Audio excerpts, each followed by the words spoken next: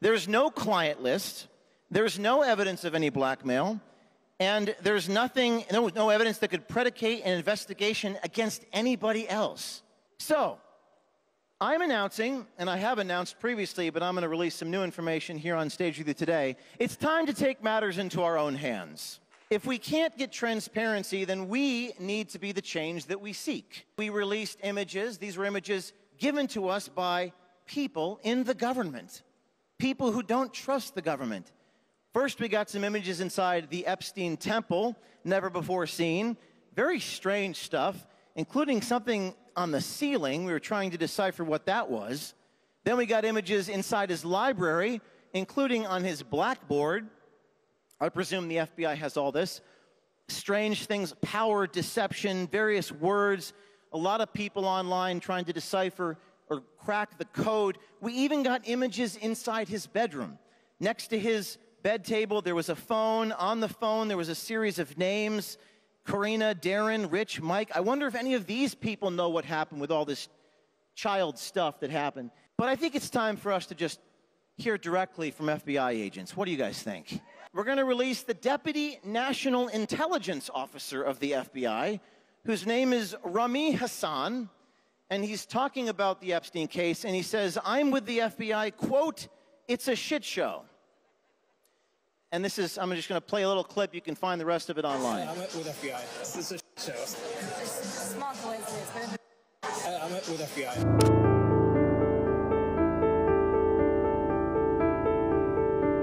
This is incredible. It's great to be back here. I don't have the bulletproof vest on. I'm just wearing the cross today, so hopefully that protects me. Because we tend to make a lot of enemies telling the truth, don't we? You can tell a man's virtues by his enemies and his vices by his friends. Thank you, Charlie Kirk, for having me. I got a lot to get through in 20 minutes. Thank you, everyone. This is incredible. One of the largest crowds I've ever seen. It's my 10th year at Turning Point. And I'm going to tell you about Jeffrey Epstein. So, some news last night as I was flying in. I saw the news regarding Dan Bongino resigning from the FBI. I saw the collision between Pam Bondi, Bongino, Kash Patel, stuff happening. I want to tell you a little story, take you behind the scenes, take you undercover, as we try to ascertain what's really going on. They always, why do they always tell the truth only in private? Why do they not say the quiet part publicly? But maybe they say it privately. Let me take you back to the month of April. This is April 28th in a restaurant in Washington, D.C. This is the Attorney General of the United States talking to someone. They recorded it, sent it to us, talking about tens of thousands of videos. you know when the Epstein files are going to get released? We hope soon. The FBI's been. Okay. So- Any dates? No, you know what it is? There are tons and thousands of videos. Yeah. And it's all with little kids. So they have to go through every one. Now, we sent the Attorney General an email requesting comment. This is on May the 1st, a couple days after the 28th. We quoted what she had said, tens of thousands of videos of little kids, not something that's been reported publicly. After we sent the email, suddenly we saw this at the White House. James Comer said yesterday that all the Epstein files are missing. Confirm the status of them. We still haven't heard from you. No, the FBI, the FBI, they're reviewing, there are tens of thousands of videos of Epstein with children or child porn. It seemed to mirror quite identically what we had captured just 9 days prior.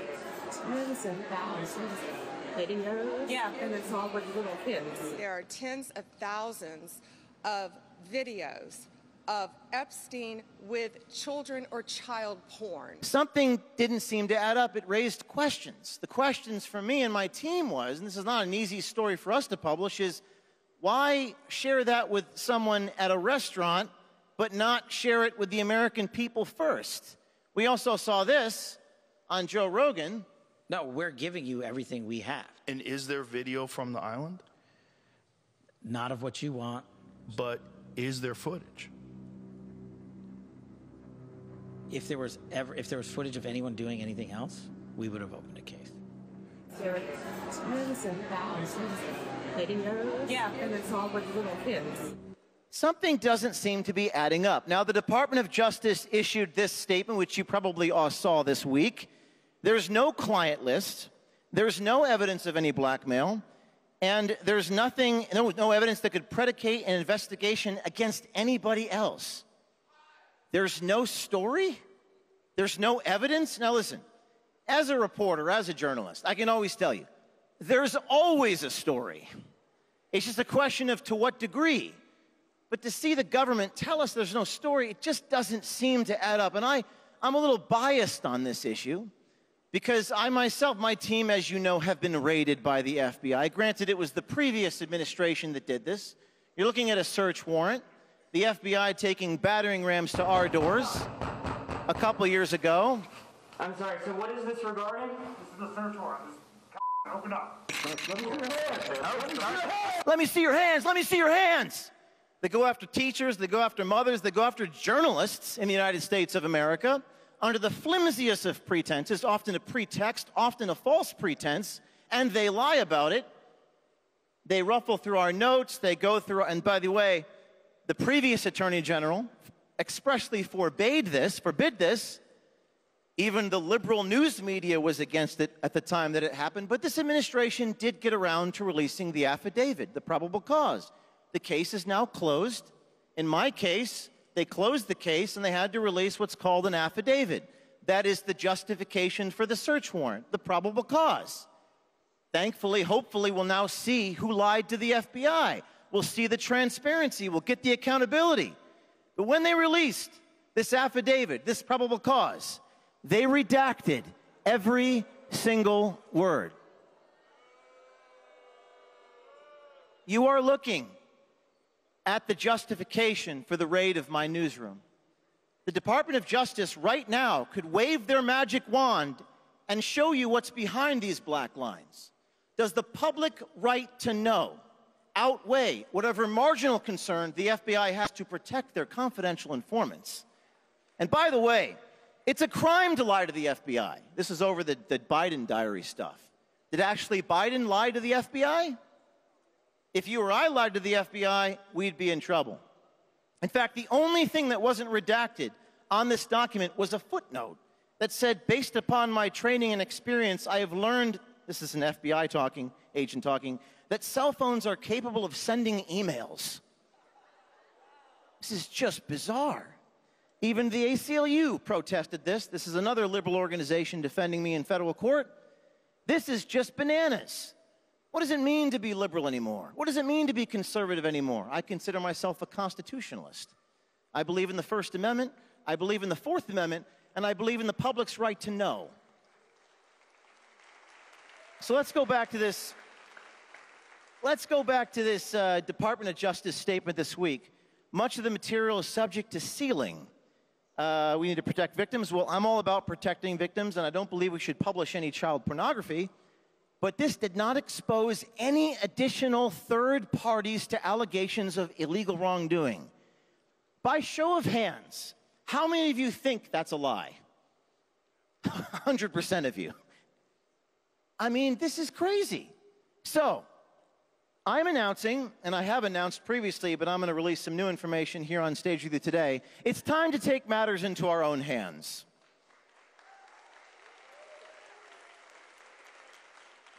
If we can't get transparency, then we need to be the change that we seek. We need to have people come to us, sources on the inside, brave people, often speaking out of turn, and we released images. These were images given to us by people in the government, people who don't trust the government. First, we got some images inside the Epstein temple, never before seen. Very strange stuff, including something on the ceiling. We were trying to decipher what that was. Then we got images inside his library, including on his blackboard. I presume the FBI has all this. Strange things, power, deception, various words. A lot of people online trying to decipher or crack the code. We even got images inside his bedroom. Next to his bed table, there was a phone. On the phone, there was a series of names. Karina, Darren, Rich, Mike. I wonder if any of these people know what happened with all this child stuff that happened. We even were able to find out the names of these people by doing some research. His last girlfriend, his advisor, his lawyer. You're trying to tell me that none of these people had any knowledge about any illegal activity? But I think it's time for us to just hear directly from FBI agents. What do you guys think? You know, I have an idea. What if we launch something called FBI Leaks? How about that? How about we release audio and video? Listen, you know, whether they come to me on the record or off the record, they tend to be more honest off the record, so perhaps we need to publish what they're saying off the record. We have to do that. And in our first video, released right now online, we're going to release the Deputy National Intelligence Officer of the FBI, whose name is Rami Hassan, and he's talking about the Epstein case, and he says, I'm with the FBI, quote, it's a shit show. And this is, I'm just going to play a little clip. You can find the rest of it online. I'm with FBI. This is a shit show. Small coincidence, but I'm with FBI. He also talks about that you can kind of see where law enforcement kind of either turned a blind eye or missed things.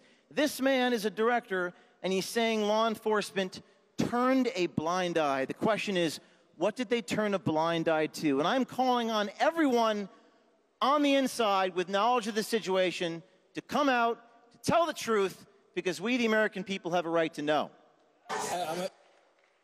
Now, I have been doing this a lot recently in the deep state, and some of this stuff you can't make up. We've met with people in the Pentagon, the Department of Defense. Remember this guy, Jamie Menina?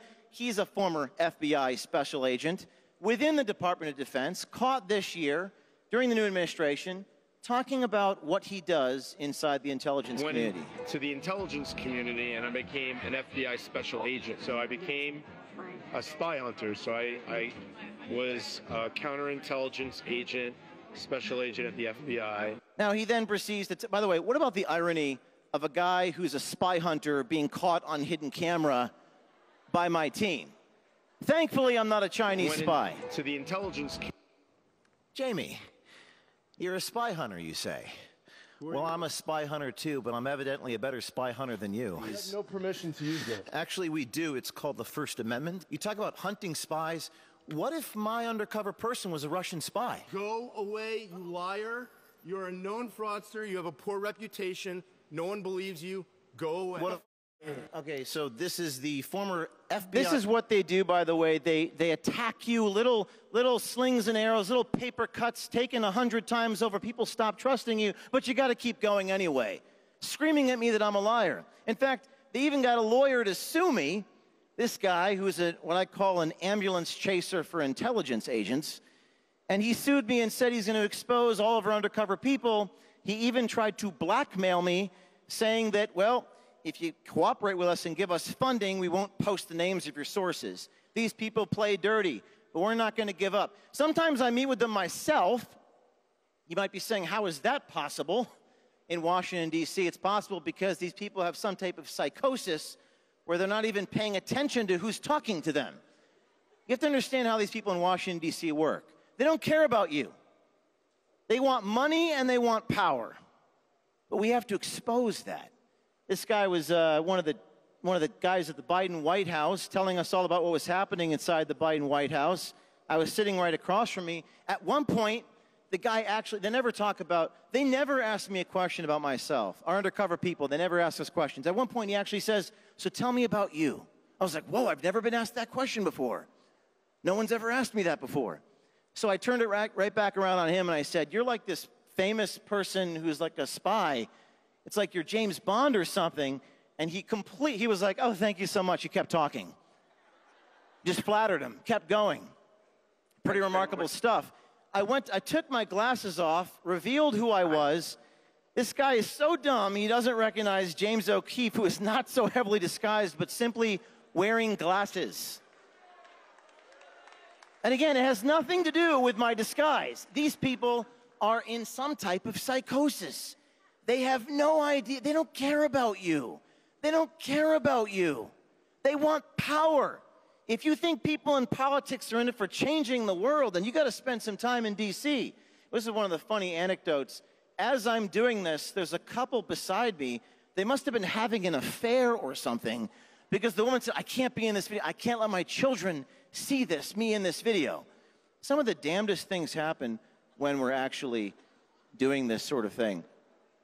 We've also confronted this guy. He's in the Pentagon.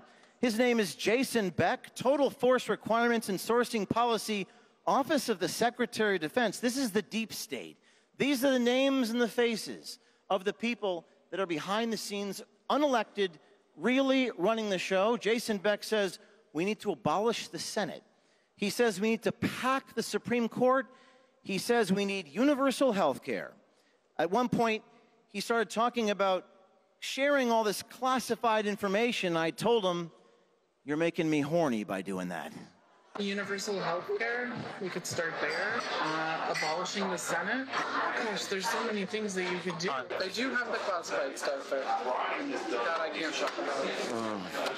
Oh, you're turning me on already. I can neither confirm nor deny. So it's important to hold these people accountable. We have to use whatever legal means necessary to hold these people to account. Because without accountability, freedom is just an illusion. So we got creative. This time, we made a Netflix episode on the television in my apartment. And we put his video in the Netflix episode, sat down with him, and I said, there's this show that I want to watch with you about this guy named James O'Keefe. And he catches all these people in the government. And the guy proceeds to criticize this James O'Keefe, to me, James O'Keefe. So there's this show that's based upon like what he does, and I thought you'd find it very interesting given who you are. So I just want to show a few minutes of it and get your thoughts. And it's based upon this guy, James O'Keefe. Yeah. And I think the organization was Project Veritas. Oh, Project Veritas. Yeah. Yes, that's what it was. Yeah. Have you heard of that? Yeah. Yeah. Yeah. He's a terrible person. He's a terrible person. It's horrible. Yeah. He like sets. So then we line up the episode and hit play. So there's this show that's based upon like what he does, and I thought you'd find it very interesting given who you are. So I just want to show a few minutes of it and get your thoughts. And it's based upon this guy. Now, this, I think we have the actual episode. So there's this show that's based upon like what he does, and I thought you'd find it very interesting given who you are. So I just want to show a few minutes of it and get your thoughts. And it's based upon this guy, James O'Keefe. Yeah. And I think the organization was I think when I play him the Netflix show and he's caught red-handed and he says, oh my God. And we also released this story about the Disney tapes. Now, last time I was at Turning Point, I actually said I was going to investigate Disney. Well, we did. And we caught this guy at the vice president of Disney saying he doesn't hire white people, because we don't just go into government, we go into corporations too. Oftentimes, government and corporations work hand in hand. How would they say it? There's no way we're hiring a white male this one. They might say something like, you know, look, we're not looking at like the usual suspects for this job. You know, for writers and actors, we'll hear all the time, like, you know, looking to hire writers and actors who bring diversity. So we confront this guy, but we have to be creative. So this was a very unique one. There were two different female undercover journalists simultaneously meeting with this vice president of Disney. Two different ladies. None of them knew each other. They both worked for me, but he didn't think they knew each other. And as the second woman was meeting with him, the first woman shows up, pretending to have the other lady's apartment keys. He had told the first lady, he told the first undercover journalist that he had a tickle in his throat, therefore he can't meet with her. Oh, hey, babe. Hey. Hi. Do you guys know each other? Yes? Wait, do you guys know each other? Yes. Are you guys on a date? We are. Oh, wow. You told me you had a tickle in your throat. I did. Is this what you call tickles you do? Going out with my friends? Now, if that wasn't bad enough, then I show up, He's got a white Tesla. He gets in the car, he sprints away, but because of LA traffic, he couldn't get away fast enough, and I caught up with him. You don't have authority to put me on tape. Bye. I will put you on tape, and I do have that authority under the First Amendment. You know, just because you work in Hollywood doesn't give you entitlement to discriminate against people on the basis of race. Michael Giordano. We run after him. We actually catch up with him. He's going to stop. Sir. And we caught right there. We stop. He's got the Tesla. Wait, not yet. Not yet. See if we can catch up to him. And we do Michael, catch up to him. We caught up to him. Hi, Michael. Now, you know, it's interesting. And by the way, Disney fired this vice president.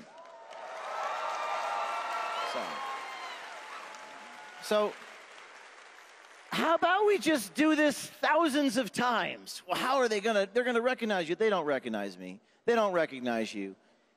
Speaking of chasing Teslas, we caught another guy who was talking about getting around the Doge standards. Charlie Kirk tweeted this out. He was admitting on camera changing the words to avoid the scrutiny of Doge, casually admitting to want to shoot federal staffers. He also drives a white Tesla. We're here with the guy inside the NIH who's driving away in his Tesla. Listen, you work for the government. You know, sir, you're avoiding accountability by changing the words from race to ancestry. Isn't it true that ancestry isn't the same thing as race for medical clinical trials, sir? He's driving slowly. You don't care about people and their health. You don't, I'm a journalist. you I don't care very much. care about people or your health. One of the great ironies in my life is I'm only wearing athletic clothing at events like this. I'm running through the street in a suit. I think he was driving slowly because he wanted to hear what I had on him. So I caught up to him. Now, what's next? We got more FBI tapes. Just give me 2 minutes. I'm almost done. 2 more slides. We got more FBI agents that we're going to be releasing, but I want to tell you what we're releasing this coming week as well. You know the story we did 2 years ago on this guy. We need accountability of the pharmaceutical companies. Now, I just want to play this clip, remind you what happened, and then I'm going to tell you what I'm doing next. Pfizer ultimately is thinking about mutating COVID? Well, that is not what we say to the public. No, don't tell anyone this. You probably shouldn't tell anyone. You probably shouldn't tell anyone. Okay? We're exploring, like, now, you know how the virus keeps mutating? Yeah. Well, one of the things we're exploring is, like, why don't we just mutate it ourselves? Why don't we mutate the virus ourselves? But don't tell this to anybody. You remember this guy, he's the one who assaulted me and assaulted my cameraman 2 years ago. Please unlock the door. Please unlock the door. Please unlock the door. Unlock the door. Unlock the door. These are the medical professionals in our country. Unlock the door. This is remarkable. This guy, Yale-educated mRNA director at Pfizer. So, we know the vaccine had issues. We know there was a cover-up. So this week, what we exposed with Pfizer Pharmaceutical? Next week, we're going after Johnson & Johnson. Okay.